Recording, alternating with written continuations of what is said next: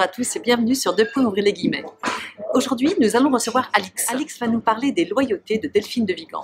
Delphine de Vigan, vous la connaissez, vous avez sûrement lu Nos et moi peut-être, sorti en 2009, ou Rien ne s'oppose à la nuit, en 2011, et peut-être aussi, d'après une histoire vraie, en 2015. En tout cas, Delphine de Vigan ne laisse jamais indifférent.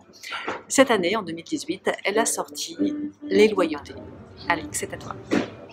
Bonjour Alix. Bonjour Pascal. Alors tu as décidé de nous parler des loyautés de Delphine de Vigan. Alors on est bien installé ici au Bazin Café de l'Institut Jacques Descroze, on est à Genève, avec un petit fond sonore de jazz, on est très bien installé. Parle-nous des loyautés. Alors les loyautés, c'est l'histoire d'un adolescent, Théo, d'environ 13 ans, qui se réfugie dans l'alcool. Quels sont les personnages principaux? Alors c'est un récit à 4 voix, avec les voix de deux adolescents, Théo et Mathis, de mon copain, et de la prof de SVT et de la mère de Mathis. Un des jeunes. Un des jeunes. D'accord. Donc c'est tout un réseau de loyauté qui gravite autour de Théo et qui, malgré tous ces liens, ne réussissent pas à empêcher l'irréparable. Pourquoi ce titre, Les loyautés? Alors les loyautés, c'est parce que c'est les loyautés de chacun des personnages, les uns envers les autres. Oui. C'est ce thème de la loyauté qui peut être à la fois positif ou négatif et qui justement est traité de façon très moderne à travers beaucoup de sujets très contemporains. Oui. Sur les fissures des individus et comment les loyautés peuvent justement amener les personnages à une déchéance plus qu'à un épanouissement.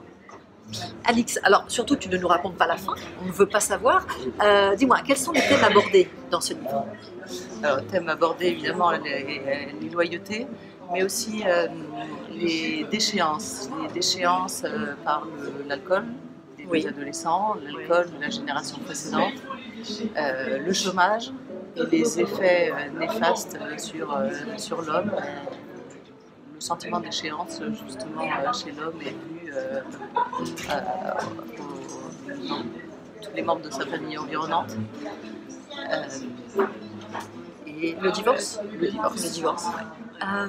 Peux-tu me donner 3 mots qui illustreraient bien ce livre? Je l'ai trouvé intimiste. Oui.